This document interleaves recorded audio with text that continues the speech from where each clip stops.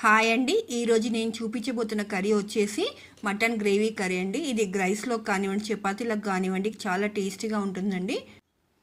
ధనియాలు, దాల్చిన చెక్క, సాజీరా, నల్ల యాలకులు, జాపత్రి, కొబ్బరి, జాజికాయ, లవంగాలు, మిరియాలు, బిర్యానీ పువ్వు, యాలకులు ఇవన్నీ డ్రై రోస్ట్ చేసుకొని మిక్సీలో వేసుకొని పౌడర్ లాగా చేసుకున్నాక దీంట్లో ఒక 10 బాదం పప్పులు కానీ కాజు పప్పులు కానీ వేసి పెరుగు వేసి చిక్కని పేస్ట్ లాగా తయారు చేసుకోండి.